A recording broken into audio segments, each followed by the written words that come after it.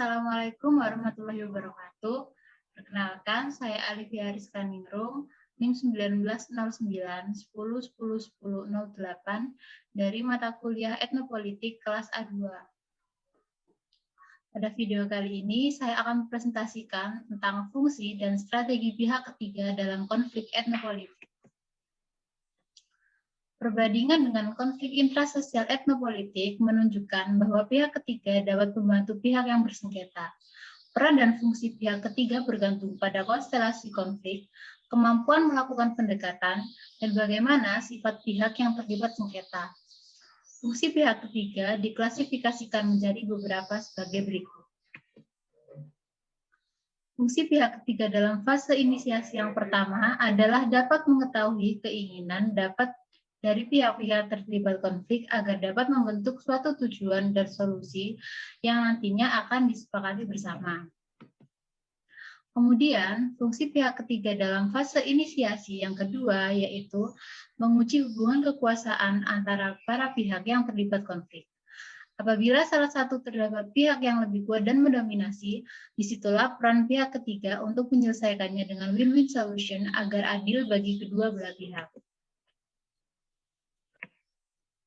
Lalu, fungsi pihak ketiga dalam fase inisiasi yang ketiga adalah sebagai fasilitator komunikasi antara kelompok yang terlibat konflik, pihak ketiga yang berupaya melakukan pendekatan, pertukaran, serta pemahaman guna menyelesaikan konflik yang terjadi.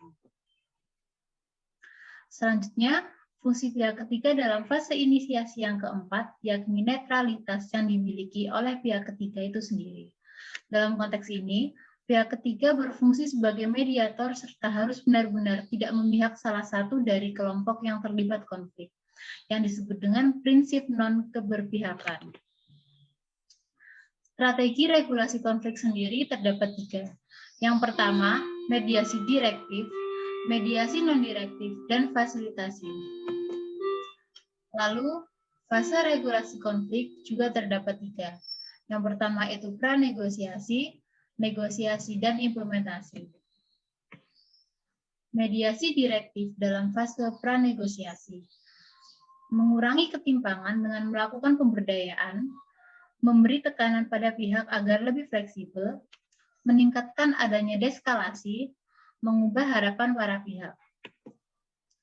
Lalu, mediasi non-direktif dalam fase pranegosiasi, memilih tempat perundingan, mengurangi ketegangan dengan melihat tujuan bersama, mengidentifikasi pihak yang terlibat konflik, serta mengidentifikasi penyebab konflik.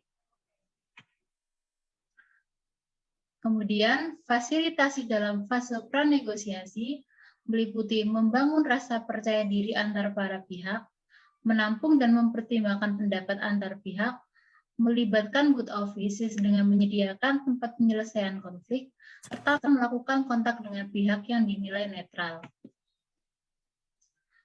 Mediasi direktif dalam fase negosiasi dibagi menjadi 3, antara lain menerima dan menyaring informasi terkait konflik yang terjadi, memiliki tanggung jawab atas konsesi dan menghargainya, dan menyusun serta mengembangkan framework terhadap hasil penyelesaian konflik.